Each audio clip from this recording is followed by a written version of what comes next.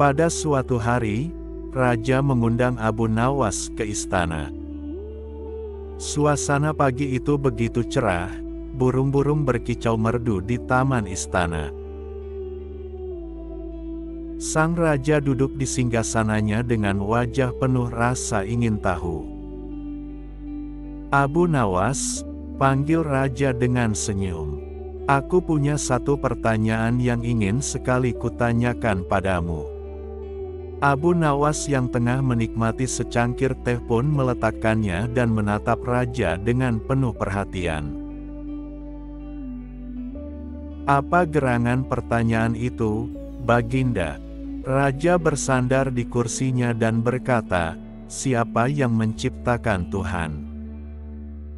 Sejenak suasana menjadi hening. Para menteri yang hadir di ruangan itu saling berpandangan, bingung dan tak tahu harus berkata apa.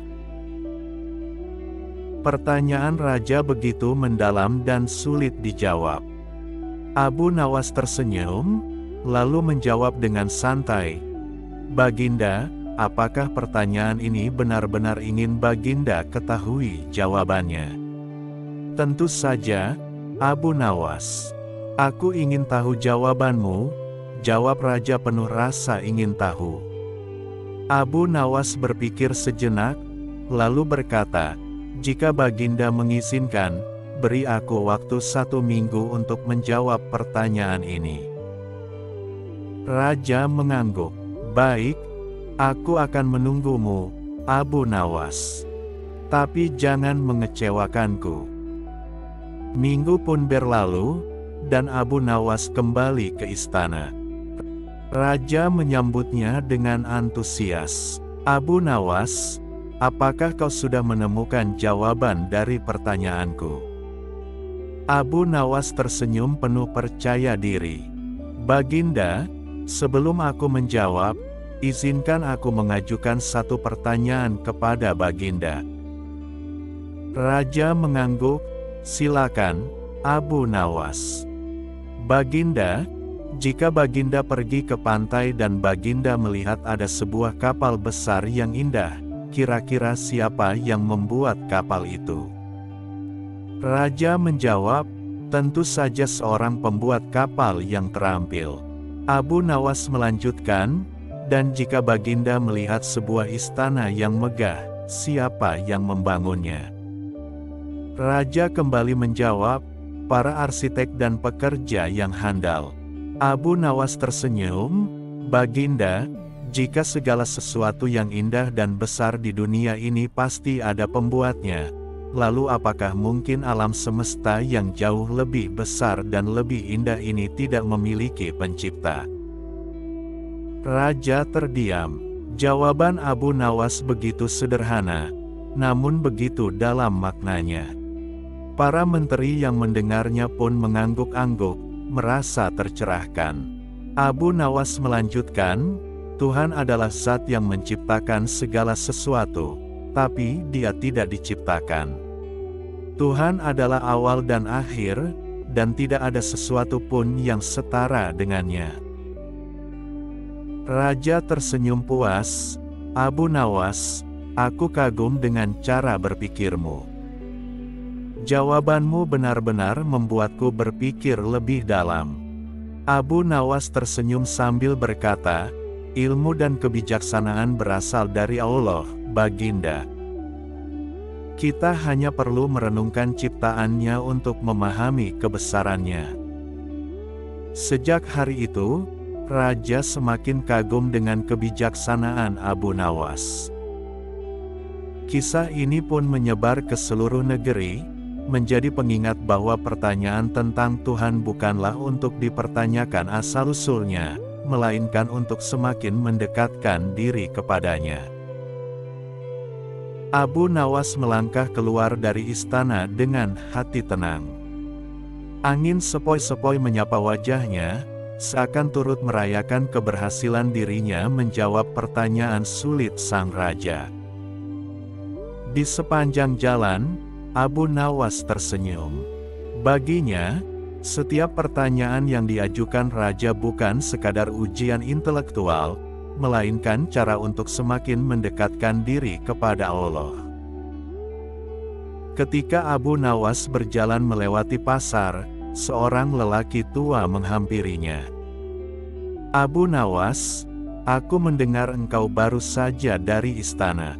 Bolehkah aku tahu apa yang raja tanyakan kali ini?" Tanyanya dengan penuh rasa ingin tahu. Abu Nawas tersenyum dan berkata, "Baginda bertanya tentang siapa yang menciptakan Tuhan." Orang tua itu terperanjat. "Itu pertanyaan yang berat, Abu Nawas. Apa yang kau katakan? Dengan melihat ciptaan Allah, kita bisa memahami kebesarannya. Bukankah setiap yang kita lihat di dunia ini memiliki pencipta? Kapal, istana, bahkan langit dan bumi. Maka, semesta ini tentu memiliki pencipta, dan Dia adalah Allah. Allah tidak diciptakan, karena Dia adalah sumber dari segala sesuatu," jelas Abu Nawas dengan lembut. Orang tua itu mengangguk pelan. "Benar, benar sekali. Aku sering kali lupa bahwa tanda-tanda kebesaran Allah ada di sekeliling kita." Setelah berbincang sebentar, Abu Nawas melanjutkan perjalanannya. Di sebuah sudut kota, ia melihat sekelompok anak-anak yang sedang bermain. Salah satu dari mereka bertanya, "Abu Nawas, apakah Allah bisa dilihat?" Abu Nawas berjongkok dan tersenyum kepada anak itu.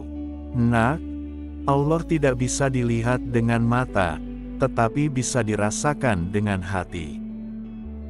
Jika kamu ingin merasakan Allah, lihatlah keindahan dunia ini dan rasakan kedamaian dalam hatimu." Anak-anak itu mengangguk, dan Abu Nawas melanjutkan, "Seperti udara yang tidak bisa kita lihat, tetapi kita bisa merasakannya. Begitulah kehadiran Allah, selalu ada dan dekat dengan kita." Perjalanan Abu Nawas sore itu diwarnai dengan berbagai pertanyaan dari orang-orang yang ia temui. Di setiap sudut kota, ia menemukan banyak orang yang ingin mendengar penjelasannya tentang Tuhan dan keimanan. Di depan masjid, seorang pemuda datang dengan wajah penuh kebingungan. "Abu Nawas, aku seringkali merasa ragu tentang keberadaan Allah. Apa yang harus aku lakukan?" Abu Nawas menepuk bahu pemuda itu dengan lembut. "Ketahuilah, keraguan adalah bagian dari perjalanan iman. Tapi jangan biarkan keraguan itu berdiam terlalu lama. Cobalah merenung, lihatlah langit malam, dan pikirkan bagaimana bintang-bintang berada di tempatnya tanpa jatuh.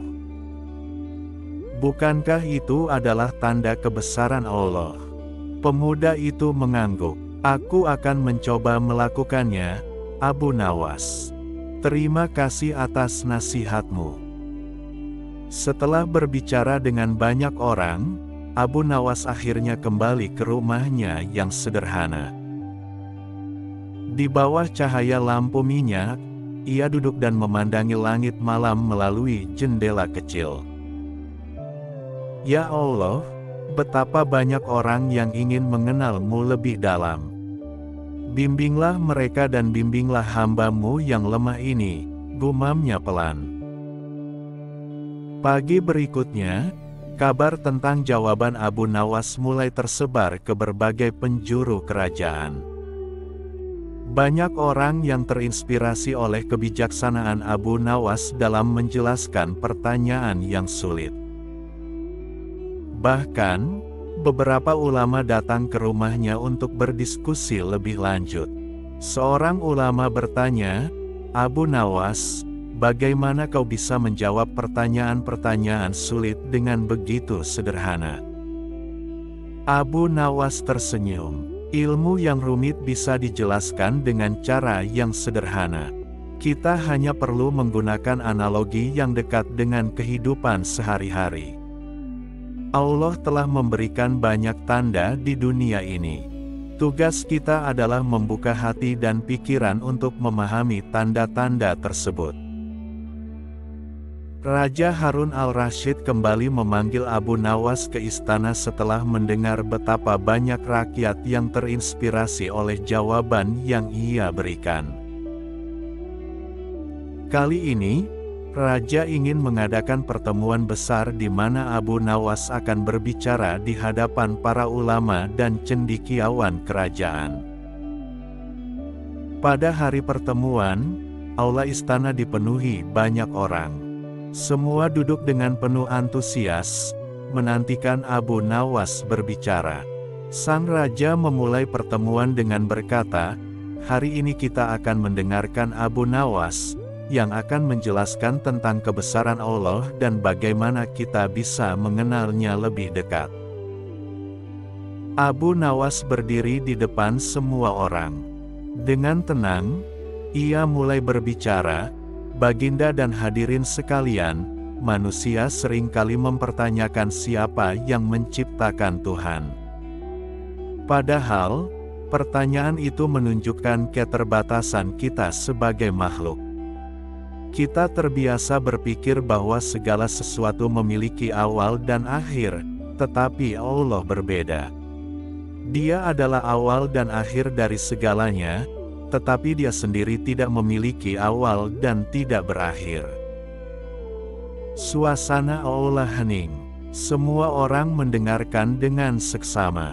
Abu Nawas melanjutkan, "Pikirkanlah, jika ada sebuah jam yang bekerja dengan sempurna, pasti ada pembuat jam tersebut. Jika ada rumah megah, pasti ada arsitek yang merancangnya. Lalu, apakah mungkin alam semesta yang begitu besar dan indah ini tidak memiliki pencipta?" Seorang ulama mengangkat tangan. "Abu Nawas, bagaimana kita bisa menjelaskan ini kepada orang-orang yang tidak percaya kepada Tuhan?" Abu Nawas tersenyum. "Tunjukkanlah kepada mereka tanda-tanda kebesaran Allah yang ada di sekeliling kita. Biarkan mereka merenung. Kadang-kadang, hati manusia akan tersentuh hanya dengan melihat keajaiban alam." Pertemuan itu berlangsung hingga malam hari. Abu Nawas menjawab berbagai pertanyaan dengan sabar dan penuh hikmah. Di akhir pertemuan, sang raja berkata, "Abu Nawas, engkau tidak hanya seorang penyair dan pelawak, tetapi juga seorang bijak yang membawa pencerahan." Abu Nawas hanya tersenyum dan berkata, "Baginda, semua kebijaksanaan berasal dari Allah. Kita hanyalah hamba yang diberikan sedikit ilmu untuk berbagi." Setelah pertemuan itu, nama Abu Nawas semakin dikenal sebagai seorang yang tidak hanya jenaka, tetapi juga bijaksana. Keesokan harinya, setelah pertemuan besar di istana, Abu Nawas kembali ke rumahnya. Namun, ia tidak bisa beristirahat lama. Ketukan pelan di pintu membuyarkan ketenangan sore itu. Saat membuka pintu, seorang pria muda dengan wajah penuh kebingungan berdiri di hadapannya. "Abu Nawas, maaf mengganggu. Aku mendengar banyak tentangmu setelah pertemuan di istana kemarin. Bolehkah aku bertanya sesuatu yang mengganjal hatiku?" tanya pria muda itu dengan suara lirih. Abu Nawas tersenyum ramah dan mempersilakan pria itu masuk. Mereka duduk di ruang tamu sederhana milik Abu Nawas. "Tentu, anak muda, tidak ada pertanyaan yang sia-sia jika itu membuatmu lebih dekat dengan Allah," ucap Abu Nawas, memulai percakapan. Pria muda itu menunduk, kemudian berkata, "Aku sering merasa ragu dan bertanya-tanya, mengapa Allah tidak terlihat oleh mata manusia? Jika Dia memang ada, mengapa kita tidak bisa melihatnya secara langsung?"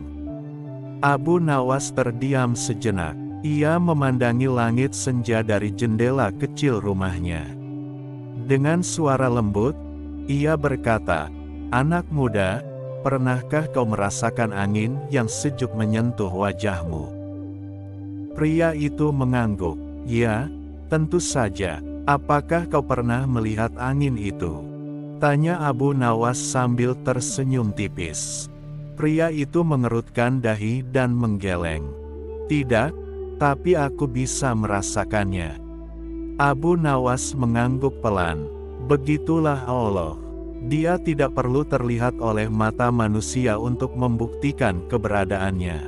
Kehadiran Allah bisa dirasakan dari kasih sayang, keindahan alam, dan setiap detik kehidupan yang kita jalani. Pria muda itu termenung. Jawaban Abu Nawas terasa sederhana, tetapi sangat dalam. Jadi, Allah selalu dekat meskipun kita tidak bisa melihatnya. Abu Nawas mengangguk. Benar, Allah berfirman bahwa Dia lebih dekat daripada urat leher kita. Dia mendengar setiap doa, mengetahui setiap kegelisahan, dan melihat setiap perbuatan hamba-Nya.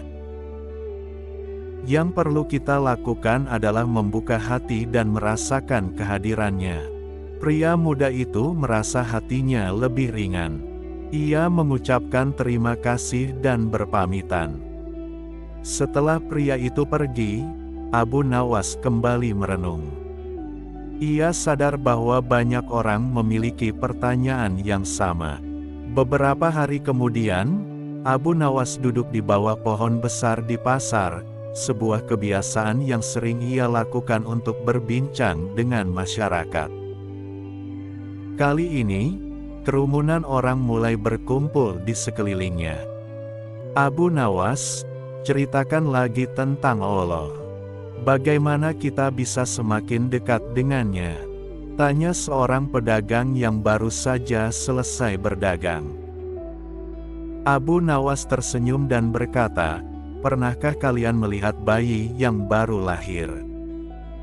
Lihatlah bagaimana seorang ibu merawat anaknya dengan penuh kasih sayang. Bukankah itu juga tanda dari kasih sayang Allah? Allah memberikan cinta di hati manusia sebagai cerminan kasih-Nya kepada kita semua." Seorang wanita tua di antara kerumunan itu bertanya, "Lalu, Abu Nawas, mengapa ada penderitaan di dunia ini jika Allah Maha Penyayang?" Abu Nawas menatap wanita itu dengan penuh kasih.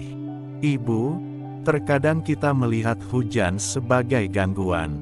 Namun, bukankah hujan juga membawa kehidupan bagi tanaman dan hewan? Penderitaan yang kita alami bisa jadi adalah cara Allah membersihkan dosa-dosa kita dan mengajarkan kesabaran. Semua yang Allah berikan, baik suka maupun duka, adalah bentuk kasih sayang-Nya." Kerumunan semakin bertambah, dan pertanyaan demi pertanyaan dilontarkan kepada Abu Nawas. Ia menjawab setiap pertanyaan dengan kesabaran dan kebijaksanaan yang luar biasa. "Abu Nawas, apakah Allah pernah marah kepada hamba-Nya?" tanya seorang pemuda. Abu Nawas tertawa kecil. "Allah Maha Pengampun. Bahkan ketika kita melakukan kesalahan, Allah membuka pintu taubat selebar-lebarnya. Allah marah bukan karena kebencian, tetapi karena Dia ingin kita kembali kepadanya." Seperti seorang ayah yang menegur anaknya agar tumbuh menjadi pribadi yang lebih baik. Diskusi itu berlangsung hingga senja. Ketika matahari mulai terbenam, Abu Nawas berdiri dan berkata, "Hadirin sekalian, ingatlah bahwa Allah selalu bersama kita. Jangan pernah merasa sendirian.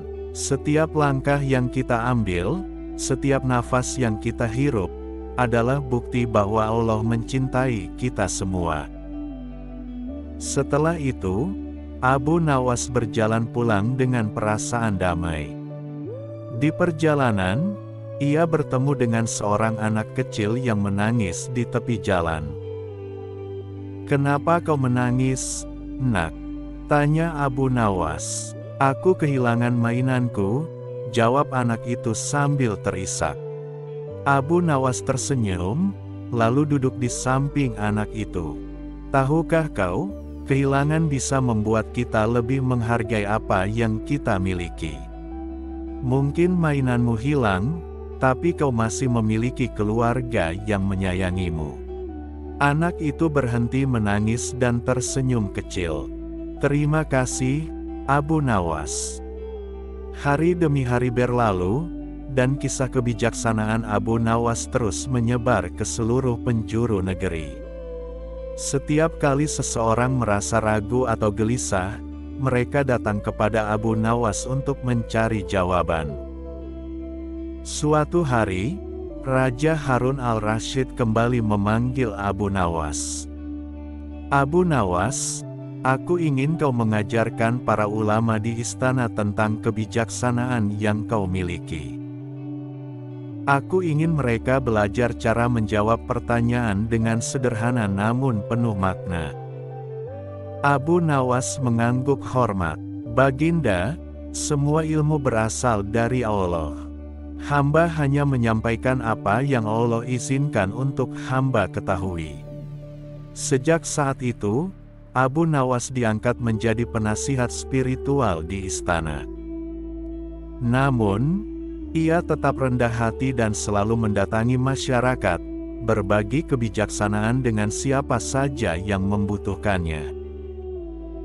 Kisah ini mengajarkan bahwa pertanyaan tentang Allah bukan untuk diperdebatkan, melainkan untuk direnungkan dan dijadikan jalan untuk semakin dekat kepadanya.